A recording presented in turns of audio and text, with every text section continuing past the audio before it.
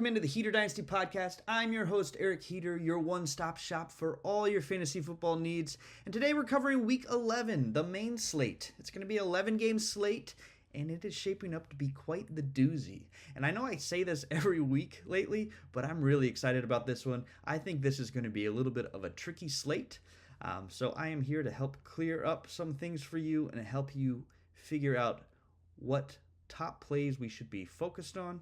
We're going to start by looking at the top games of the slate. So I'm looking at the top 5 games with the number one game that I think most people will be interested in is the Pittsburgh Steelers versus the Cincinnati Bengals. It's an over-under of 49.5 points. The spread is minus 5.5 in favor of the Steelers, and there are a lot of solid plays coming out of this game. Last time we saw these teams match up against each other, it was quite the shootout. And I think it's interesting that we are interested in two old, geriatric, immobile quarterbacks in Joe Flacco and Aaron Rodgers. But honestly, anything can happen. And both of them are very viable this week. We will break that down a little bit later, but they are interesting. Both running backs are probably the most popular running backs on the slate this week in Chase Brown and Jaylen Warren. Both are priced very well and are going to be seeing a huge target share. And then lastly, of course, in that game, you've got Jamar Chase, you've got T. Higgins on the Bengals, and DK Metcalf, if you're willing to take the shot. No, but I think the Steelers tight ends are also very interesting. You got 3 possibilities there. You got Pat Freiermuth, you've got Jonnu Smith, and you've got Darnell Washington. So definitely lots of key plays that we're going to break down in a little bit. The next game, though, that I want to focus on is the Los Angeles Rams versus the Seattle Seahawks. This is a divisional matchup. It is the most likely best offensive coach in the league, Sean McVay, versus the arguably best defensive coach in the league in Mike McDonald on the Seattle Seahawks. So I think it's going to be a very interesting game, strength versus strength. Both teams have great offenses and great defenses, though, so it could go a lot of different ways this week. But the over-under is 48.5, making it interesting to us. The line is minus 2.5 points in favor of the Rams because they are at home. But this game could go either way and has a lot of key pieces in this one as well. You've got both quarterbacks I don't think are going to be popular based on where they're falling, but Matt Stafford or Sam Darnold are definitely playing at MVP caliber level this season. But the main storyline out of this game is probably Puka versus JSN, Jackson Smith and Jigba, and which one is going to get it done for their offense. If we move on to the next game, the San Francisco 49ers versus the Arizona Cardinals, another key matchup here, 48.5 point over-under and a -3 spread towards the 49ers. This one is interesting because we finally get Brock Purdy back, and we have Jacoby Brissett on the Cardinals side, who seems to be doing way better than Kyler Murray. And with Kyler Murray being put on IR, wink, wink, in order to keep Jacoby Brissett rolling, this game is going to be very interesting. But the other key piece is Marvin Harrison is missing on the Cardinals side. So Trey McBride, who already had a huge target share, just got an even bigger one. But this also gives us a couple key smaller pieces. So Greg Dortch, Michael Wilson, which one is it going to be? I lean towards Dortch, but we will break that down as well. Then the next game that's interesting, the Vikings versus the Bears, another divisional matchup. And it's a 48.5 point spread, or over-under. That would be a crazy spread, though we've seen some weird ones this year. -3 points spread. That's a little better in favor of the Vikings, who are at home. So it's a matchup versus the Bears in a dome. Can the Vikings get it done with J.J. McCarthy at quarterback? We shall see. But I think Justin Jefferson is always a good play. Jordan Addison is an interesting play. TJ Hawkinson, maybe as a very cheap sleeper pick for at tight end in a very heavy tight end slate this week. I don't know. Those are all good options. Or if you are favoring the Bears, I think DeAndre Swift, maybe a leverage play. We'll talk about that. And then finally, the Bills versus the Buccaneers, with both offenses being depleted. The Bills are going to be missing Dalton Kincaid. So the question is, who is Josh Allen going to throw it to other than Shakir, who's serviceable but not great? And the Buccaneers, obviously missing Mike Evans, going to be missing Chris Godwin, also missing Bucky Irving. So it's going to be a matter of how much can Egbuka do? And then is Tez Johnson a key piece? Are we going to Kate Otten again? Lots of things there. So those are the games that we're going to be focusing on. I want to start by just breaking it down position by position. Looking at the quarterbacks, when I'm building these slates or when I'm talking about my top plays here, I'm really focused on cash. So there are definitely going to be some contrarian options that I also talk about, but that's going to be more in favor of GPPs. But when I'm talking about my top plays, this list that we're about to create, this is thinking towards cash. So just keep that in mind. However, I am going to be listing some GPP tournament options as well. But when we are talking about cash, the quarterback that I am most interested in this week is Joe Flacco. Just because of it being that top game stack that we talked about, and I think I definitely am going to want to be getting to Jamar Chase. He is practically locked into my cash lineup this week, as well as Chase Brown. So you got a double stack right there if you want to go in cash. But yeah, those three are my top picks for each position this week, just by the way that the slate is shaping up. But I would not fault you at all if you wanted to go Josh Allen. He is my next quarterback top play. With Josh Allen, I mean, the question is just who is he going to throw it to? Well, we know that Josh Allen might just take the game into his own hands, rush for a little bit more than we've seen in this year, or he's just going to spread it out, and it's going to be really hard to determine who he's bringing along with him. So Josh Allen naked is very interesting. Definitely in cash, but I think also if you look at the roster percentages here, he's only at 6.3% of a projection for roster percentage right now. So I think that is very interesting for maybe a naked build in tournaments. We'll try to build with that in a little bit. But basically the narrative this week is either spend up for Josh Allen or spend down at these three other options. So Joe Flacco is my first. I would say the next one would be Jacoby Brissett in that this game right here, the third game, 49ers and the Cardinals. And if you were to go with Jacoby Brissett, he's already going to be paired up with Trey McBride, my top tight end of the week. However, with Trey McBride, he's locked in already. So Jamar Chase, Trey McBride, those two are practically locked in. Trey McBride had a 30-point game last week and was popular last week. He's going to be even more popular this week. So the real question is not whether or not you play him. I think you have to play him. It's whether you play him in the tight end position or you put him in the flex and play a two tight end build. I think those are your big options this week. But getting back on track, Jacoby Brissett option number 3 or option number 4 would be JJ McCarthy, or AKA 9, as he likes to call his alter ego. So he's definitely my least favorite choice, but I definitely could see him getting it done. The reason is just because he's 5,200. He's got some rushing yards per game potential. He's the best, outside of Josh Allen, the best rusher of these bottom 3. So I think he could get it done. I think it could be ugly, but the Bears offense is so bad Bears defense is so bad. Their offense is pretty good, but that is an option. If we're going to the RBs here, the next one that I think is worth rostering is Aaron Jones.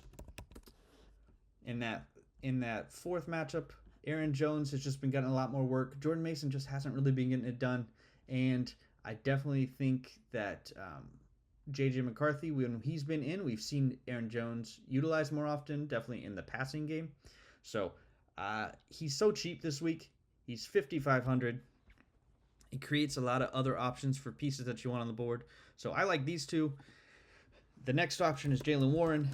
A little bit more expensive, but been heavily utilized, and definitely when we saw them play the Bengals last was utilized even more than average for him. So at 6,100, these cheap options create opportunities to get a lot more elite wide receivers mixed in. But I would not fault you at all if you think that you need Christian McCaffrey this week. You would not be in the minority. 23.5% of people are going to be playing him, according to my projections so far. So he's definitely a very viable place. The only issue is that he's $9,000 now. Can he match that price tag? Absolutely. And are the Cardinals that great on defense? No. So I definitely see this being an interesting piece. The only thing that you got to keep in mind is that Brock Purdy's coming back, so the offense is going to look a little different than it has. Brian Robinson has been getting played a little bit more just to spell Christian McCaffrey, give him a little bit of a break. However, that is only probably keeping him fresh and making it a more better option anyway. But the interesting piece to me is the pieces that are coming back. So it sounds like Ricky Pearsall is coming back this week. He hasn't been great. Obviously, this season he's been injured so much. So I don't see it as a key piece. That's crazy, but I do think that they're not going to have such a condensed target share where they're just dumping the ball off to Christian McCaffrey because they got literally nowhere else to go. So that's all I'm saying, is that I do think you can temper expectations. However, all that considering, he's still projected as the highest points scorer for the running back position on the entire slate. So if you can fit him in, great. I think it's going to be a little interesting. So we'll build on those a little bit later. But moving on to wide receivers, you're really coming down. Like I said, Jamar Chase is locked in for me. The reason I have him locked in is because of my top options here. Jamar Chase, the top as far as the most expensive. Let's go this way. You got Jackson Smith-Njigba at 8,900. You got Puka Nacua at 8,700. Both of those are in the same game going against each other. And then Jamar Chase here at 8,500. Of these options, I have him projected the highest, and he's the cheapest. So that's why I have him there, but I would not fault you if you put in any of these other guys in place of him. I'm just saying that Jamar Chase is my top option. The next one that I would put in, though, would be Jackson Smith-Njigba, though I think it's going to be very hard to get more than one of these guys in your lineups, especially if you're doing Christian McCaffrey. If you're doing Christian McCaffrey, you definitely can only get one, but if you choose to forego Christian McCaffrey and do these cheaper running backs, you will have the ability to slide two of these guys in, though it's going to be a scary build this week to do that. The next option, we're going cheap. Parker Washington.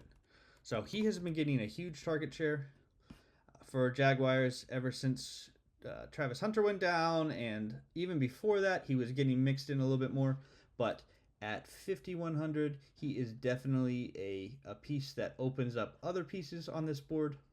Where is he? Yeah, 5,100. He's been getting about a 15% target share, or 14% target share, sorry. And he's a little bit lower roster percentage, but I think he's a sneaky play that you could add in there and open some options up. So Parker Washington would be my number 3. My next one would be Greg Dortch. Another nasty boy. A nasty name. He's 3,300. This one is interesting, though, because we've got Marvin Harrison out in that game. And a lot of people will be going to Michael Wilson. So Michael Wilson, further down here on my list, he's going to be the preferred option for a lot of people. 12.6%. But history has shown us that Greg Dortch is actually the one that gets utilized a little bit more. So I'm willing to take that bet, save $500, because I don't think either one of them is going to be has a huge ceiling by any means. But I think this opens the doors for other things and saves us some money. So I'm going Greg Dortch here. I don't want to say he's locked in, but based on all the other builds, you're going to need a cheap guy. So he's probably my preferred cheap option. The next person I throw in, though, is Puka Nacua. I mean, you can't keep him off your list, off your potential players, but he's just expensive and the third option. So I don't feel like I'm getting to him in cash. But tournaments, on the other hand, I'm going to be flipping lots of these builds. Next option would be Nico Collins. He's not listed in one of our top games, but he has been exploding recently, and Davis Mills targeted him so heavily. So having CJ Stroud out again, and they're playing the Titans, like, it's a very good matchup, and he's really cheap. So Nico Collins is only, 6,700 this week? Yeah. So he's got 24% of the target share. He will be mildly popular. He's 12%. So I think that is a good solid piece, because you're most likely going to be building between Jamar Chase, Jackson Smith-Njigba, Puka Nacua, one of those guys. Then you're going to have to get Parker Washington, Greg Dortch, or some other cheap option, and then be able to slide someone like Nico Collins in there. And in the upper six, lower, like mid to 5K to 6K range, you're going to be able to get one of those guys. So some other options that are interesting to me in that range: Ladd McConkey. He's in that in the mix as well. He doesn't make the top 5 games, but that Chargers-Jacksonville game has the potential to be more of a shootout than we want to admit. So I definitely think he's viable.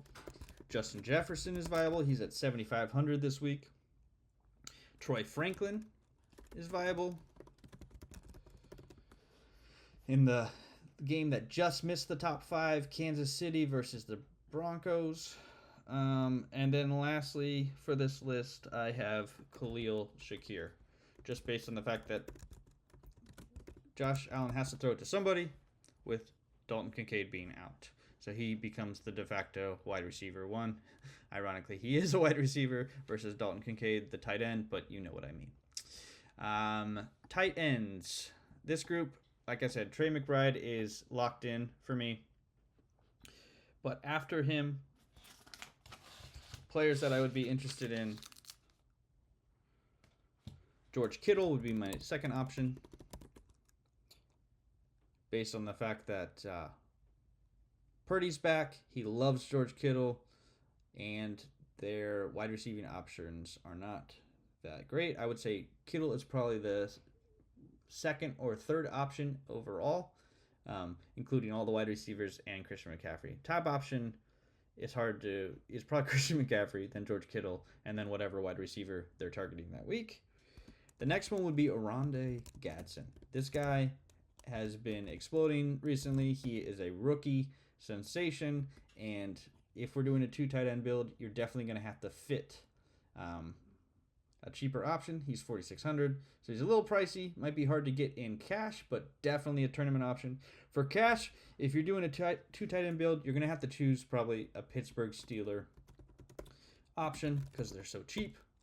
And of those 3, Jonnu Smith, Pat Freiermuth, Darnell Washington, Jonnu Smith is the guy that I'm plugging in there because he's 2,900. And then putting Trey McBride in the flex, I definitely prefer Trey McBride at 6,300 over any of these other cheaper options.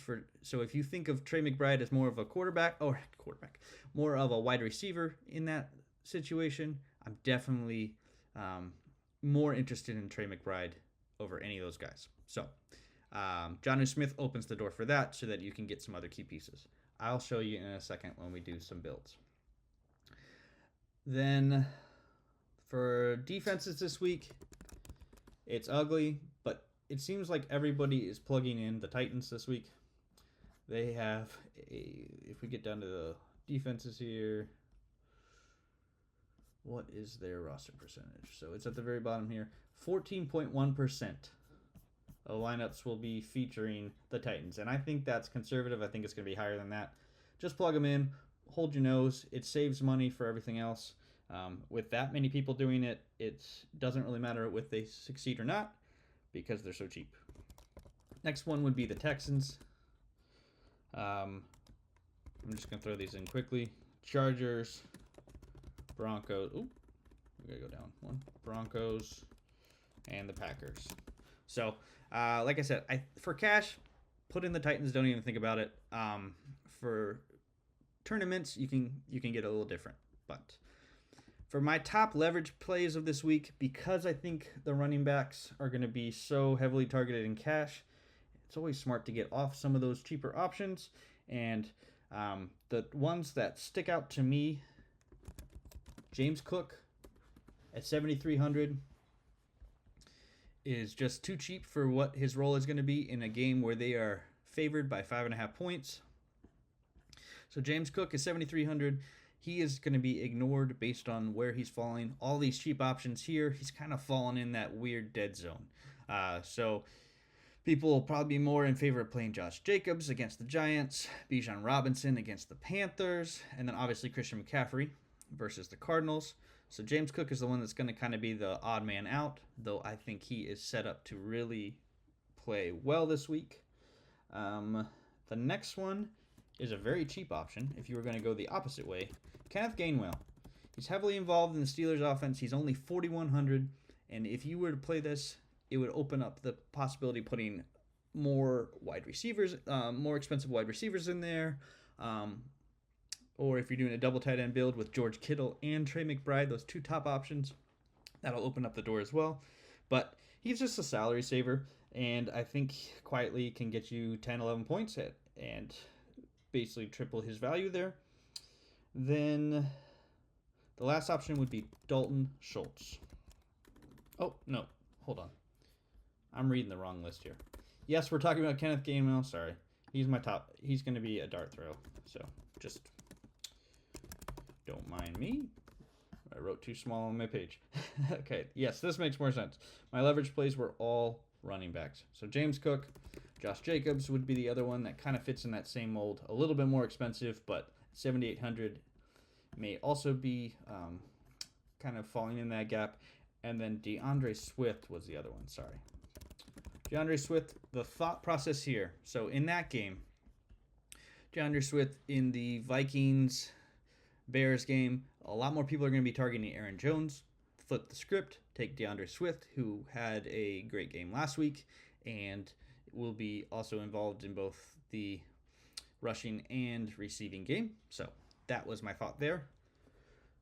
And if we're going to dart throws, though, yes, we talked about Kenneth Gainwell, but we're also going to talk about Quentin Johnson. He is quietly receiving more and more work in that offense.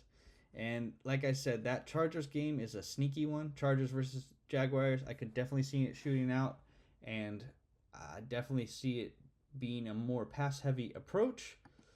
So he's interesting to me. And then the last dart throw would be Dalton Schultz. So Dalton Schultz, did I spell that right?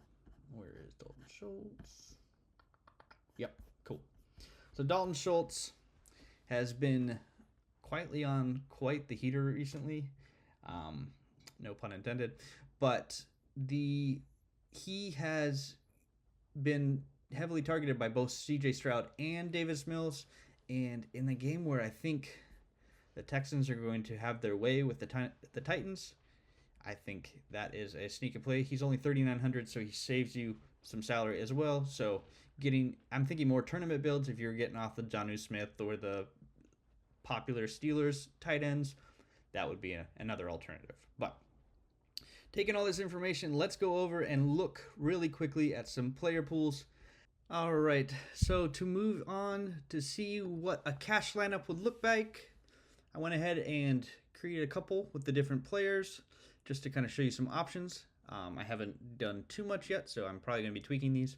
But at first glance, the reason I have Joe Flacco at top is because it creates opportunities for so many other things. So Joe Flacco, I was able to fit in all three running backs that not named Christian McCaffrey: Chase Brown, Jalen Warren, Aaron Jones. Then Jamar Chase paired up with Joe Flacco. Greg Dortch, Nico Collins made it in there, and Trey McBride gives me a pretty solid score. If you were to go cheaper, Jacoby Brissett, basically that allows you to get a better running back in there. Okay, so I had Chase Brown, Jalen Warren, and then popped in Josh Jacobs. Other than that, the pieces just look a little different. You got to take out Nico, you put in Parker Washington, Greg George, something like that. If you went J.J. McCarthy, you got this one. I tried to fit in Christian McCaffrey. So you got Christian McCaffrey, you've got Chase Brown, but we were able to do a double tight end with Trey McBride and George Kittle, the two top options. But you have to sell down at wide receiver in both spots, Greg Dortch and Tez Johnson with Jamar Chase. So that's an option. Then lastly, if you are getting interested in Josh Allen up top and you're like, I just can't get away from him, understandable. You just have to sell down in other places. So I did the same thing with the 3 running backs, Chase Brown, Jalen Warren, Aaron Jones. Have Trey McBride in there, have Jamar Chase in there, but you've got Greg Dortch and Jawan Jennings. So cheaper options at wide receiver. Or if you were to go, another option would be to pair him with Khalil Shakir. So I thought that was interesting as well. Kind of, it's not projected as well, but it would be better correlation if you think that Josh Allen utilizes Khalil Shakir this week. So those are a couple things. Last thing before we go today, I just wanted to show you a couple GPP lineup thoughts that I have. So I definitely don't think I can get away from a Justin Herbert double stack this week.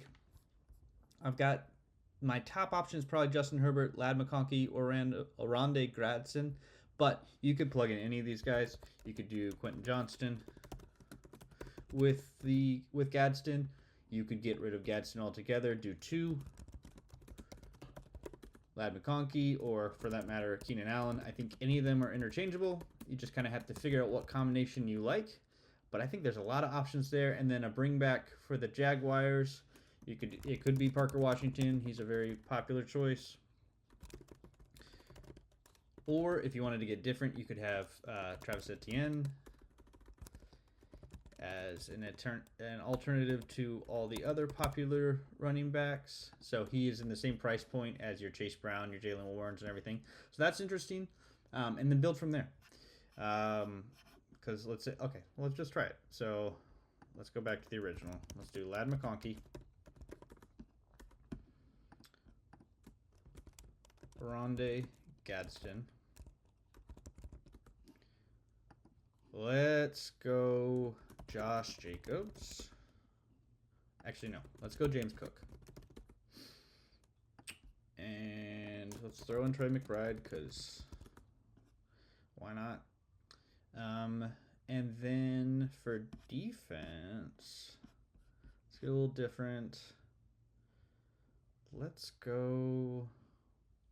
I don't know that I want to spend up. Let's try it. Let's see what happens if we threw in Texans. What does that leave us for wide receivers? Cool. So we need, we could throw in a popular one because we're only at 87%. So we could throw in Jamar Chase. And then, oh, no, we can't. That's too much. Okay, so it's because of the Texans here. So let's just put the Titans in just for now. However, I do want to find some alternative defenses so that I don't just play them consistently. But I think if you do Jamar Chase here, then you have 26. Oh, yeah, you can't. You can't do that.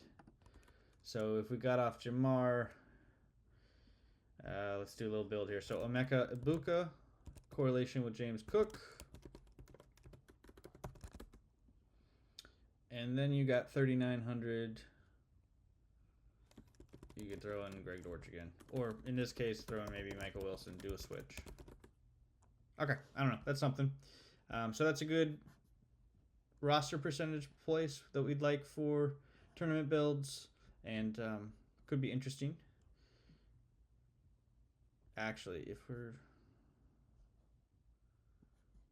What is Ricky Pearsall? Oh, yeah, he's way too expensive. Okay, so, yeah, we'll mess around with that a little bit more. But that's just, like I said, initial thoughts of how to build there. Another one I'd be interested in is Aaron Rodgers stack, just because you're flipping the script off your Joe Flacco stack, and bring at least 2 pass catchers with him. You could bring 3 if you really wanted to. So in this case, DK Metcalf, Calvin Austin, Jalen Warren totally counts as a pass catcher. That's fine. Or Johnny Smith, Pat Freiermuth, any of those options. So just to make it interesting, let's build with these 2. DK Metcalf, Calvin Austin, and then we'll throw in Jamar Chase. And then we'll get a little bit more chalky. We'll throw in Christian McCaffrey. We'll throw in We'll avoid Chase Brown. We'll do someone like, let's do Travis Etienne. For tight end, we're going to go Trey McBride. And then, no, we're not. We're going to get off of Trey McBride. We're going to go George Kittle. And then at 4,500, like I said, it's a tough one to build this week, but I like it. I think that's good. You could get real different and go Amari DiMercado. Something like that. Did I spell it wrong?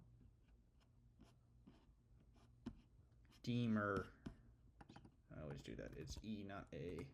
DiMercado. There we go. So that's a thought too. Also in the good range. But anyway, that's just a couple quick thoughts that I have for you. I hope you do well this week. Good luck in your builds. And if you have any other thoughts, feel free to put them in the comments. If you like this sheet, by all means, I didn't even do it this week, but you can purchase it. You can get a season pass on my Patreon for $15, or you can do a weekly pass for $5. It's also available on Etsy, but check it out. I have a website as well, HeaterDynasty.com. Feel free to check it out. I got all my articles, everything up there. But any kind of support you can offer me is great. Everything helps. I'm just a one-man show, so I love the appreciation. But until next time, good luck.